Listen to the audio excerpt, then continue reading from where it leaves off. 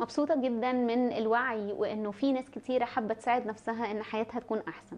في الحلقة اللي فاتت احنا كنا بنتكلم على البانيك اتاكس وعرفنا تعريفها، وعرفنا انه البانيك اتاكس بتيجي نتيجة الخوف من الخوف، واتكلمنا على دورة حياة البانيك اتاك بتبقى عاملة ازاي، وازاي انه الاحاسيس الجسدية اللي بحس بيها لما ببدا ادركها ايه ده، ايدي بتنمل، ببدا بعديها اقول ايه ده، دي حاجه مش كويسه، انا مش عايزه احس بده، فابدا اجري منها فتجري ورايا اكتر، فادخل في الخوف دايما من البانيك اتاكس. قلنا مدتها بتبقى 10 دقائق، وعندنا خبر سعيد ان كل حد هيتعلم عن البانيك اتاكس ويفهمها ويفهم ايه الهدف منها في حياتنا او هي بتجيلنا ليه، هي عندها رساله وعايزه تقول لنا على حاجات مهمه جدا هنتكلم عنها اكيد في الحلقات اللي جايه.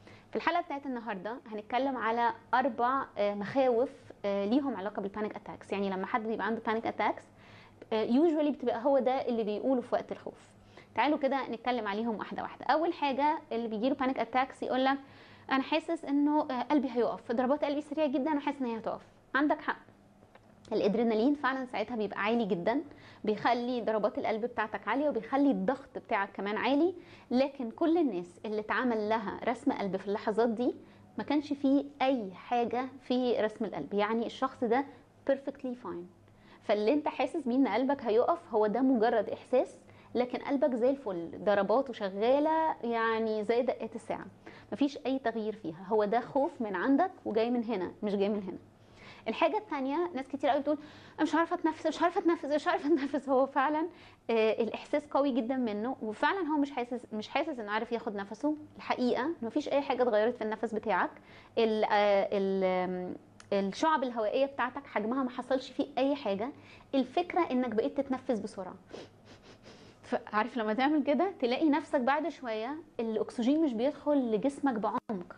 فدي حاجه من الحاجات اللي لازم تبقى فاهمها كويس، ان طريقه تنفسك هي اللي اتغيرت، مش انه في مشكله فيزيائيه دلوقتي في جسمك وانه فعلا شعبك الهوائيه عماله تصغر والهواء بيخرج منها وانت هتقعد من غير هواء. الكلام ده كله مش حقيقه. تالت حاجه انه ناس كتير قوي بيبقى عندها بانيك اتاكس بتحس ان هي دايخه وان هي هيغمى عليها. طب هل فعلا احتمال يغمى عليا ولا لا؟ احنا اتفقنا في بدايه الحلقه دي ان دي كذب، كل ده كلام مش حقيقي. انت مش هيغمى عليك ومش هيحصل اي حاجه، هو ده مجرد احساس. الشخص اللي بيغمى عليه عاده بيبقى ضغط دمه بيضعف بينزل لتحت، لكن اللي بيحصل في وقت البانيك اتاكس بالعكس، ده ضغط الدم ممكن يرتفع كمان شويه. فاغلب الناس بتتعرض للخوف من انه يغمى عليها، لكن هم حقيقي ساعتها بيبقوا طبيعيين جدا ومفيش اي حاجه بتحصل من ناحيه انه ممكن يغمى عليه. الحاجه الرابعه، ناس كتيره بتقول انا هفصل خالص، هو انا هبقى طبيعي، او انا فيا ايه، ويبدا يحس ان هو مجنون، بيبدا يحس ان هو شخص مضطرب. اللي بيحصل ده خلاني افقد الثقه في نفسي. عايزين كمان ندرس الحته دي كويس ونفهم انه مفيش حاجه اسمها بني ادم يتجنن عشان خاطر حاسس بالبانيك اتاكس. الجنون والحاجات دي كلها حاجات ليها اسمها ذهان، يعني امراض عقليه. تعبك النفسي من خوفك ده مش معناه ان انت عندك ذهان، ده مش معناه ان انت مجنون، ده مش معناه ان انت هتفضل مصاب طول عمرك بمشكله هتبان عليك وانت ماشي. ففي 4 اكاذيب اتكلمنا عليهم، 4 حاجات بتخوف. محتاج ان انت تبدا تتكلم مع نفسك في كل مره تحس فيها بالبانيك اتاك. محتاج ان انت تطبطب كده على قلبك وتقول له ايه، لا مفيش اي حاجه بتحصل، انت زي الفل، ده مجرد شعور ملوش اي علاقه. انا لو رحت حالا المستشفى هلاقي ان قلبي زي الفل. اقول لكم حاجه بصراحه، ده فعلا حصل معايا من اكتر من 2 تعبت جدا في تقريبا في نفس الوقت ده من السنه، وقعدت اقاوم في الشعور وافضل اقول انا حاسه انه عندي تايت تشست، عندي صدري مطبق عليا. بقيت اقول حاسه كانه في رجل فيل فوق صدري، حاسه ان انا مش عارفه اخد نفسي كويس. وكنت متاكده ان اول ما هيحطوا لي الحاجات اللي على صدري دي اكيد بقى الدكتوره هتنبهر وتقول ايه ده، انت ازاي عايشه كده، ازاي مستحمله اللي انت فيه ده. الاقيها بتقول لي زي الفل مفيش اي حاجه. وفي ناس كمان بحبها رحت معاها المستشفى وشفت ازاي بيتعاملوا مع البانيك اتاكس. تعرضت مع حد بحبه جدا في شهر 12 اللي فات ده على طول. كنت قاعده معاها وهي في موضوع مش عايزه تتكلم فيه، واول ما بتبدا تتكلم فيه بتبدا تحس بالبانيك اتاكس. وساعتها قالت لي بطلي كلام في الموضوع، انا بدي احس اني مش كويسه، انا بنمل. زمان الحقيقه كنت بخاف جدا وبترعب قوي وابقى حاسه لا لا لا خلاص في الموضوع ده بلاش نتكلم فيه ما دام انت حاسه ان انت مش كويسه. لغايه ما اتعلمت انه لا اتس اوكي، وانا عايزه اشجع الشخص ده انه انا موجوده، تعالى نتنفس بالراحه، حاولي تبصي لي. وابتديت اقول لها شويه حاجات. ساعتها هي حست بامان، انه بالرغم من الخوف الشديد وبالرغم من الألم الشديد اللي كان مرتبط بالحادثة اللي هي مش عايزة تفتكرها، لكن قدرت بعد سنة تتكلم عن الموضوع. وبالرغم ان هي لسه قبل دقايق كانت حاسة انها هتموت من كتر الإحساس المزعج بان هي بتنمل وانها اطرافها بتترعش وكل الحاجات اللي اغلب الناس اللي عدت بالبانيك اتاكس هتبقى فاهماها، لقت نفسها قادره تتكلم عن الموضوع. وبعديها حست بحريه، زي بالظبط الفيديو اللي قبل ده اللي شرحت لكم فيه عن الشخص اللي كان قاعد، اللي حاسس ان بطنه بتوجعه جدا وانه لا يمكن يقدر يعمل ده، وضربات قلبه سريعه قوي، وبعد ما اتكلم ولقى نفسه لسه عايش ولسه كويس، بيحس بالامان، بيحس بالحريه. ودي حاجات كلنا محتاجينها. صعب قوي الانسان يفضل طول الوقت حاسس ان هو معاق، حاسس ان هو اسير للخوف بتاعه. الخوف بيعذب الواحد وبيسرق مننا نومنا وبيسرق مننا صحتنا. امراض كتيره قوي التشخيص بتاعها بيبقى نتيجه الخوف ونتيجه التعب النفسي. فاتمنى انك لما تفهم المخاوف دي تقدر تتكلم معاها. وابدا اقول لبطني اطمني، وابدا اطبطب على ايدي واقول لها مفيش اي حاجه خطر، وابدا اقول لقلبي على فكره انت زي الفل، ما فيكش اي حاجه، ولو رحنا المستشفى حالا مش هنلاقي اي حاجه مزعجه ومش هنلاقي اي حاجه خطر. اقول لنفسي ما تخافش انه تعدي بالبانيك اتاكس، احنا هنعديها مع بعض، وفي نهايه السلسله هنعرف خطوات عمليه ازاي كمان نقدر نتغلب على البانيك اتاكس.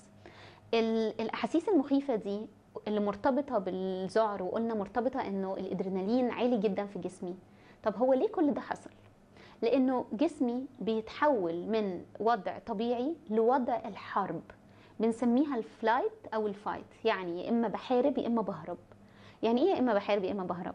تخيلوا كده ان انت شفت كلب وانت بتخاف جدا من الكلاب. انا واحده من الناس اللي للاسف وانا صغيره كنت بتعرض للكلاب اللي هي الضاله بتاعت الشوارع دي في منطقه العجمي، وكانوا ولاد عمتي اشقى مني بكتير، وكانوا اكبر مني بسنتين، فكانوا يضربوا في الكلاب ويجروا وراهم، وكانوا في تشرد رهيب. والمهم انا بقى ماشيه معاهم دايما، ففي الاخر الكلاب دي الاقيهم زعلانين من ولاد عمتي، فهم ولاد عمتي يقولوا يلا اجري، فابدا اجري والكلاب تجري ورايا، وحاجه يعني كانت مرعبه. فاتربى عندي خوف رهيب من الكلاب، وبقيت لما اشوف كلب يحصل لي حاجه غريبه جدا، ابقى اقف كده في مكاني اتشنج وابقى عايزه اجري، عايزه استخبى في اي حد. اغلبنا لما بيتعرض للخوف بيعمل كذا رد فعل. في ناس بتفريز، بتتجمد، يعني تخيل ان انت شايف كلب فانت تقف في مكانك مش عارف تعمل اي حاجه. في ناس تانية بتبدا تجري عايز تهرب من الكلب، وفي ناس تانية بتمسك طوب وتبدا تضرب في الكلب. احنا عايزين نعمل ايه؟ احنا عايزين نفيس اللي انا اتكلمت عليه ده دلوقتي. هو الطرق للتعامل مع الضغط، يا اما بتبقى فلايت يا اما بتبقى فريز، يعني فلايت يا اما ههرب، يا اما فريز يعني بتجمد، يا اما فايت يعني حارب. طب احنا عايزين نعمل ايه؟ عايزين نفيس في اف برضه، فهم 4 اف، احنا عايزين نتجنب الثلاثه اف الغلط، وعايزين نبدا نفيس المخاوف بتاعتنا. قدرت اتعامل مع خوفي من الكلاب، دلوقتي بقى الموضوع احسن شويه، وقادره اشوف انه احترامي للخوف بتاعي، وان انا اتعلم جسمي عايز يقول لي ايه، ودماغي كانت عايزه تقول لي ايه، وخبرتي عايزه تقول لي ايه في خوفي من الكلاب، ساعدني كتير دلوقتي اني اتعامل مع الموضوع ده بطريقه احسن. يبقى اهم حاجه عايزين نعرفها في الفايت والفلايت والفريز، ان انا جسمي بيحاول يحميني من الوقوع في تجربه مماثله زي ما انا عديت فيها. فلو انت مثلا كنت زمان بتخاف جدا جدا جدا من مواجهه باباك او من مواجهه مامتك، فانت اتربت عندك عقده من ان انت تقف قدام شخص وتواجهه، فانت ليه اللي بيحصل لك؟ انك بترجع لك تاني مشاعر الطفل اللي كان بيرتبك وبيخاف وبيترعش اول ما باباه يواجهه او يبقى زعلان منه. النهارده انت لما بتيجي تواجه حد بتبدا تحس بشويه اعراض ليها علاقه بالاعراض القديمه، وكل ما الموقف يبقى شديد عليك وكان صعب عليك، كل ما انت بتتحبس في الفايت والفلايت والفريز.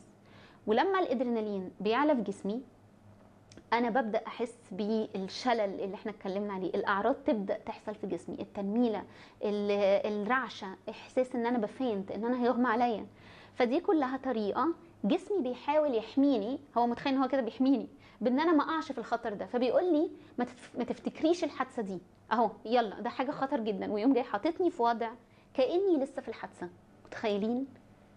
كاني لسه واقفه قدام الشخص ده مع انه ممكن يبقى مات. مجرد ان انا افتكره او مجرد ان انا اجي اتكلم عنه الاقي جسمي كله بيرتبك، لانه بيستعيد الذكريات ليه جسمي بيعمل كده؟ عشان مخي متخيل ان هو لما يقعدني في وضع التوتر ده، وانه يعلي عندي الانتباه انه في خطر انا داخله عليه، هو فكره ان هو بيخدمني، اتاريه بيظلمني.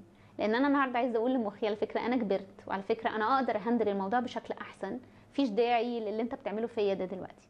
في الحلقه دي احنا اتكلمنا على الاربع اكاذيب اللي بتقولها لنا البانيك اتاكس في الوقت اللي بنبقى ضعاف فيه، وكمان اتكلمنا على الفايت والفلايت والفريز اللي هي الطريقه اللي جسمنا اتعود يتعامل بيها مع اي خطر.